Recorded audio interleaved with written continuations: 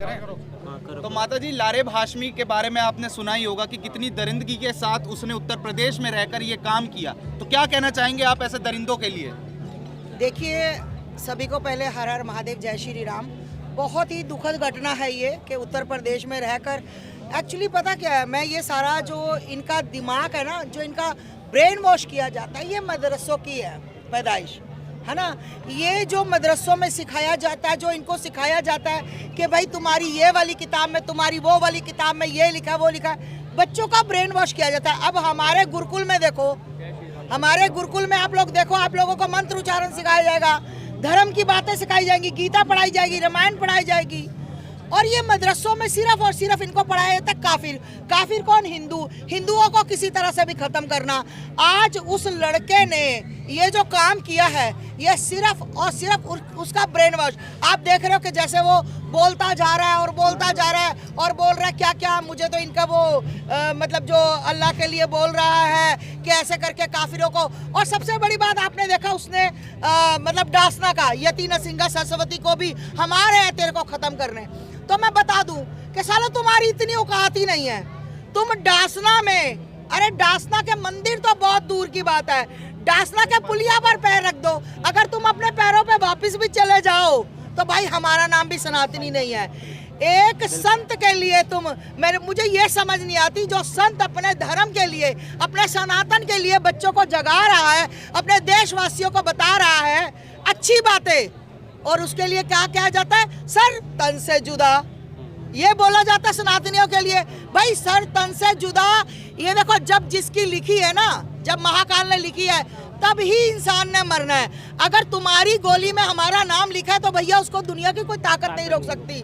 और दूसरी बात, उसने जो कनेक्टर के साथ, भैया मुझे मतलब क्या क्या उसने ऐसा कर दिया था? टिकट मांग ली थी या उसने कोई बात बोल दी थी जो इनके इस्लाम में हराम हो गई? तो हराम तो इनके इस्लाम में और भी बहुत चीजें होती हैं। बहन बेटियों के साथ रहना हम हराम नहीं होता, उनके साथ सोना हराम नहीं होता, बहू के साथ गलत करना हराम नहीं होता, बेटी को शादी कर लेना हराम नहीं होता। टिकट मांग ली, हराम हो गई। कोई बात कर ले, सिर्फ और सिर्फ इनका एजेंडा क्या है? किसी भी तरह से हिंदुओं को खत्म करना। लेकिन माता जी, वो तो वीडियो में कह रहा है कि अल्लाह को गलत बोला है, इसलिए उसने ये काम किया। क्या अरे भैया, अब वो कुछ भी बोले। और मैं सबसे ये पूछना चाहती हूँ कि उत्तर प्रदेश की सरकार ने, अब तक तो उसका एनकाउंटर हो जाना चाहिए था। नहीं, क्या एनकाउंटर किया भैया? पैर में गोली मार दी। एक मुझे बात बताओ, हम अपने धर्म के लिए अच्छी बात बोले, अपने बच्चों को बताए, तो हम क्या है?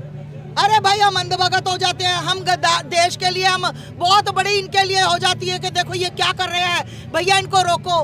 ये कुछ भी अल्लाह का नाम लेकर, अल्लाहू अकबर के नारे लगाकर, राह तस्कीर, पता नहीं क्या तकदीर बोलते हैं, ये कुछ भी करके, ये किसी के साथ कुछ भी कर दे, फिर कहाँ बात जाके खत्म होती है? उग्रवादी की कोई जात नहीं होती, बलात्कारी की कोई जात नहीं होती। तो बलात्कारी सलीमी क्यों होता है, अहमद क्यों होता है, मोहम्मदी क्यों होता है फिर बलात्कारी? अगर इनकी जात नहीं होती तो मैं पूछना चाहती हूँ ये कौन सी जात से है और कौन सा इस्लाम या कौन सा मजहब, कौन सा धर्म इनका होता है? मुझे ये भी तो पता होना चाहिए। बहुत बड़ी विडम्बना है योगी महाराज जी, आपकी सरकार में आप बहुत अच्छा काम कर रहे हो, और मैं जितनी बार भी योगी सरकार को प्रणाम करूं मेरे लिए कम है। पर योगी महाराज जी, पैरों में, छाती पे गोली, पैरों में गोली मारने से कुछ नहीं होता, सीने पे गोली मारनी चाहिए थी। जिस सीने में, जिस दिमाग में, जिस दिल में गंदगी बिठाई जाती है, वो गंदगी खत्म होनी चाहिए। लेकिन माता जी, अब हिंदुस्तान में हिंदुओं को ही दबाया जा रहा है। कभी कहा जाता है कीड़े मकोड़ों की तरह मसल देंगे जब हमारी सरकार बनेगी, और ये लारेब हाशमी जैसे ऐसे लोग ये कुछ काम कर रहे हैं। क्या कहना चाहते हैं आप इस तरीके से? तो सबसे बड़ी विडम्बना ये है कि हिंदुओं के लिए बोला जाता है और हिंदू क्या है? बिखरे हुए। हिंदुओं को लगता है कि कोई बात नहीं, क्या उसका नाम है, व्हाट्सएप पे लिख दिया, तेरे को देख लेंगे। भाई कहाँ देख लोगे, कहाँ देख लोगे भाई?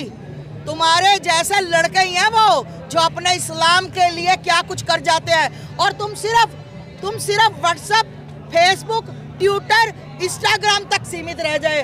और मैं कहती हूँ कि भाई तुम में इतना दम है ना कि तुम कहते हो कि सनातन को मिटा देंगे, सनातन कीड़ा है, ये हमारा वो है, फलान है।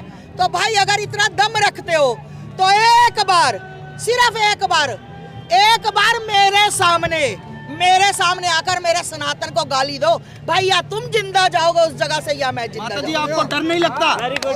आपको डर नहीं लगता ऐसे लोगों से?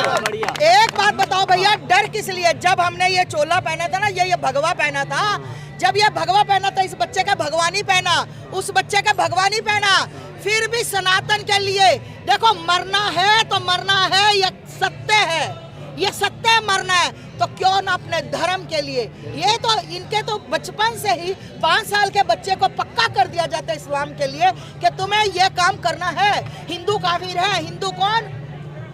मतलब हमें बोलते हैं, हमें काफिर बोलते हैं। तो भाई अगर अपने धर्म के लिए हम मरते हैं ना, तो भाई मेरे कल की मरती, परसों की मरती, मैं यहाँ तुम्हारे सामने, संध्या का टाइम है, मेरे महाकाल का संध्या का टाइम है, अगर आज ही मैं मरती हूँ ना अपने धर्म के लिए, तो मुझे कतई भी इतना सा भी दुख नहीं होगा। पर हाँ, अगर तुम अपनी औकात रखते हो, तुम्हारे में इतना दम है, तुम भौंको मत, सोशल मीडिया पर भौंको मत कुत्तो। एक बार मेरे सामने आकर सामने खड़े हो जाओ रूबरू, और तुम सनातन को गाली दे दो भाई, सनातन को ओए कह दो भाई, अगर तुम जिंदा चले गए तो मेरा नाम आस्था मां। माता जी क्या करेंगे आप? क्या करेंगे? क्या करेंगे आप? क्या करेंगे? हाँ। भैया मैं कह तो रही हूँ, या वो जिंदा जाएगा मैं ही जिंदा जाऊंगी, एक बंदा ही रहेगा दोनों में से। भाई मेरा धर्म, कानून का कोई साथ क्यों नहीं लिया जाएगा? मेरा धर्म सर्वोपरि था, है और रहेगा।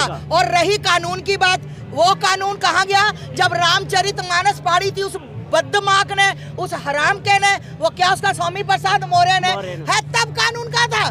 जब उसने अश्लील के बच्चे ने, कुत्ते के बच्चे ने ये कहा था कि ये में चींटी है, ये कोरोना है, तब कानून कहाँ गया था? कानून तब जागता है जब हम किसी को गलत बोले तो हमारे पे धाराएं लग जाती हैं। जब सनातनी अपने सनातन के लिए बोले तब हम पे धारा लग जाती हैं।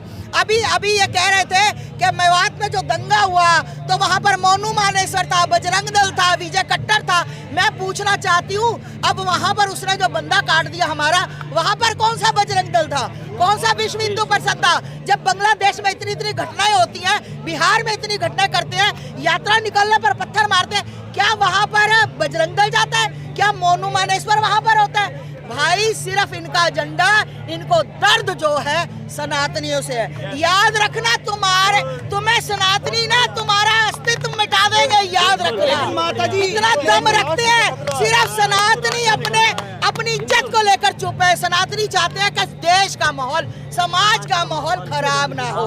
अगर तुम शेर हो तो सालों याद रखना, मेरे कट्टर भाई सारे सवा शेर ठोक के रख देंगे। यहाँ गोली भी लग गई तो माता जी आपने अकेले नहीं ठेकेदारी ले रखी है क्या सनातन धर्म की? बाकी हिंदू क्यों नहीं बोलता? भैया बाकी हिंदू बहुत हिंदू जाग चुका है। और देखो सबसे बड़ी बात ये है